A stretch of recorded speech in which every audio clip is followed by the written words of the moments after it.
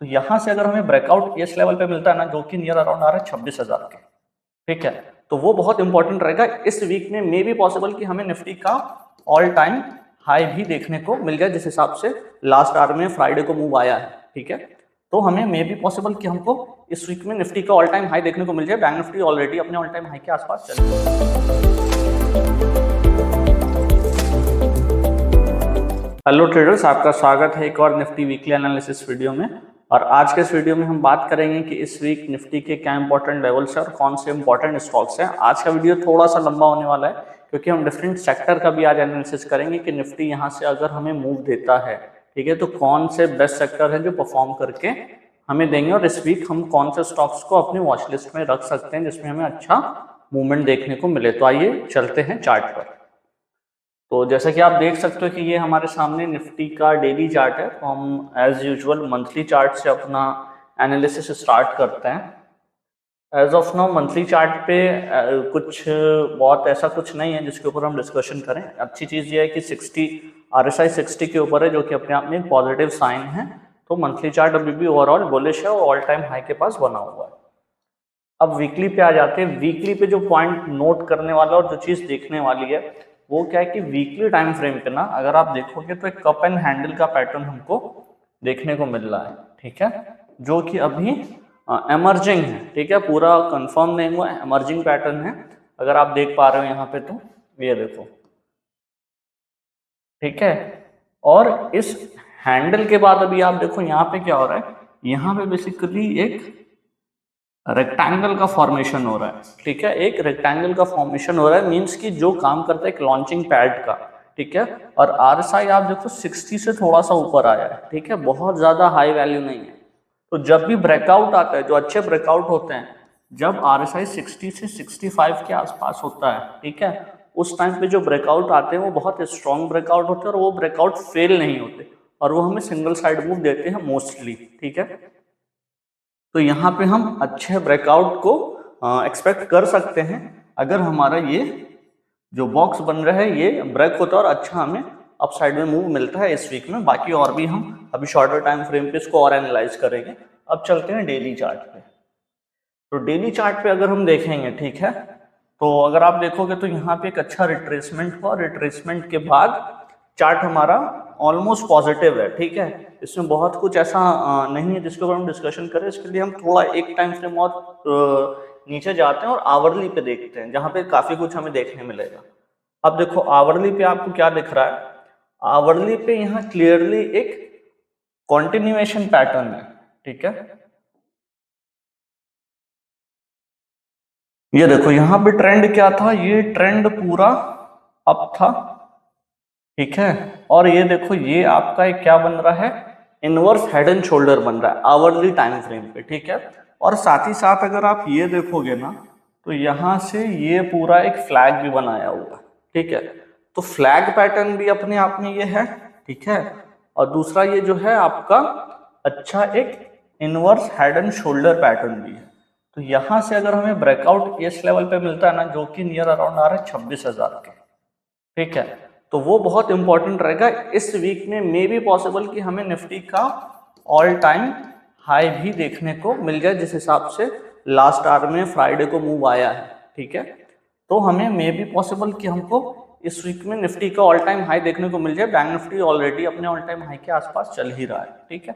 अब यहाँ पे अगर आप रिट्रेसमेंट की बात करोगे, ठीक है, अगर हम रिट्रेसमेंट ड्रॉ करें यहाँ पे, देखो ये लेवल कहां तक रिट्रेस किया है इसको पहले चेक करते हैं।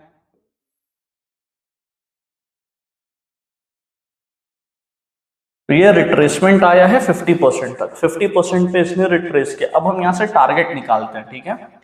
इसका अब हम क्या निकालते हैं, इसका टारगेट निकालने के लिए हम किस चीज का यूज करते हैं, हम यूज करते हैं फिब एक्सटेंशन का। फिब एक्सटेंशन का यूज करके हम निफ्टी का इस वीक के लिए टारगेट निकालते हैं। तो ये हमारा लो था स्विंग और ये हाई और ये हमारा रिट्रेसमेंट, ठीक है। अब यहां से जो टारगेट बनाना,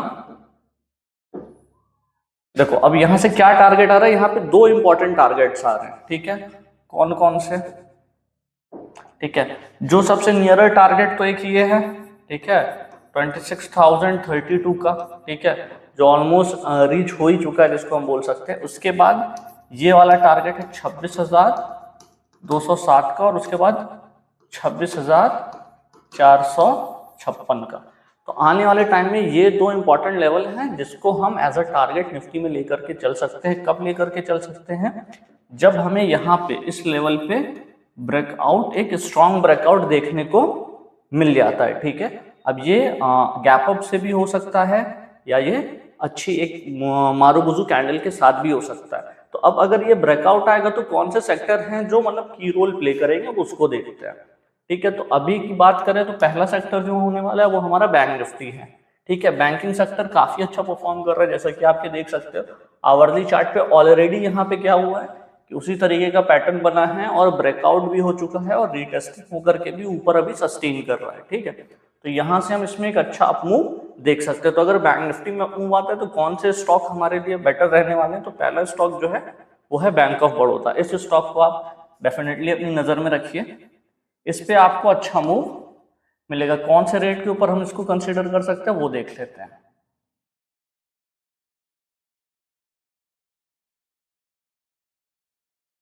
ठीक है, तो ये आपके सामने क्या है, ये आपके सामने bank Nifty bank of Baroda का डेली चार्ट है, ठीक है।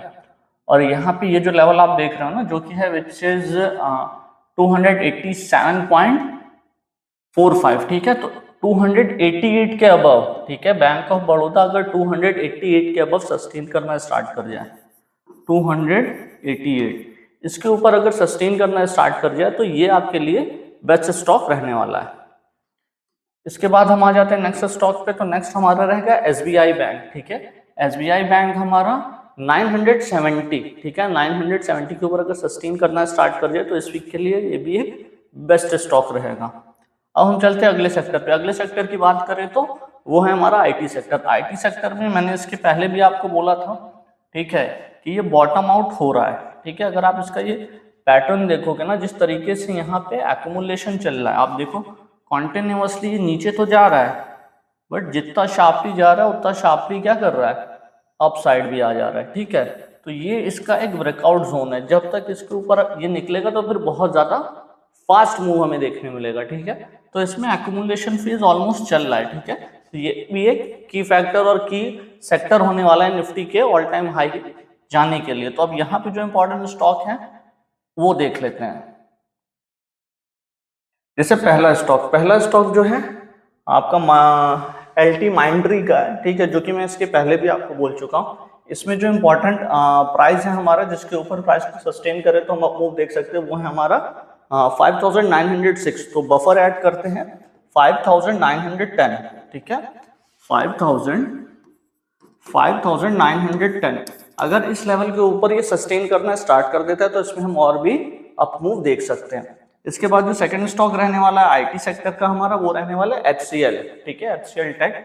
और इसका जो लेवल है वो है हमारा नियर अराउंड 1605। तो 1-2 रुपये का बफर ऐड करके 1607-8 के ऊपर अगर ये सस्टेन करना स्टार्ट कर देता है देन वहां पे हमें एक अच्छा मूव इसमें मिल सकता है।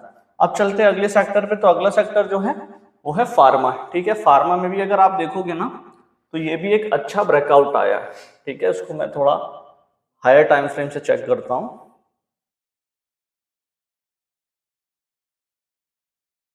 ठीक है। तो ये हमारा फार्मा का जो है ऑलमोस्ट वीकली चार्ट है, ठीक है। वीकली चार्ट अगर आप फार्मा का देखोगे तो ये हमारा वीकली चार्ट है। और यहाँ पे भी जो पैटर्न अगर मैं बोलूँ आपको, तो पैटर्न अगर आप देखोगे तो एक क्लियर कट फ्लैग बन रहा है जो कि नियर अराउंड 38% सब रिट्रेसमेंट के साथ है। तो ये बहुत स्ट्रॉन्ग पैटर्न होता है और मैं कई बार ये अपनी वीडियोस में आपको बोल चुका हूँ, बता चुका हूँ। तो और इसका ब्रेकआउट भी ऑलमोस्ट आ चुका है, ठीक है। तो फार्मा सेक्टर की फैक्टर होने वाला है आने वाले वीक के लिए और एक अच्छा मूव हम इसमें देख सकते हैं। तो कौन से स्टॉक्स पे हमें नजर रखनी है? पहला स्टॉक जो है वो है सिप्ला, ठीक है। सिप्ला का रेट क्या होगा जिसके ऊपर हमें नजर रखनी है? वो है हमारा 1540 का, ठीक है। क्योंकि फार्मा स्टॉक है तो 5 रुपीज का इसमें बफर हम लेकर के चल रहे हैं 1540 का। इस लेवल के ऊपर अगर सस्टेन करना स्टार्ट कर दे रहा है ना तो बहुत अच्छा मूव हमें सिप्ला में मिल सकता है। इसके बाद अगला स्टॉक जो होने वाला है वो है डिविस लैब, ठीक है। लास्ट टाइम पे थोड़ा सा डिविस लैब गिरा था, ठीक है, बट ओवरऑल ट्रेंड अच्छा है इसमें, तो ये स्टॉक अगर सस्टेन करने लग जा रहा है 66,910 के आसपास, ठीक है, 6,910 के आसपास अगर ये सस्टेन करने लग जा रहा है तो ये हमारे लिए एक बेस्ट स्टॉक होने वाला है इस कमिंग वीक में। तो ये थे हमारे निफ्टी का इस वीक का पूरा फुल ऑन एनालिसिस कुछ सेक्टर्स के साथ, और ये थे हमारे इंपॉर्टेंट स्टॉक्स। अगर आपको वीडियो अच्छी लगी है तो लाइक करें, फॉलो करें, सब्सक्राइब करें। Thank you so much for watching the video.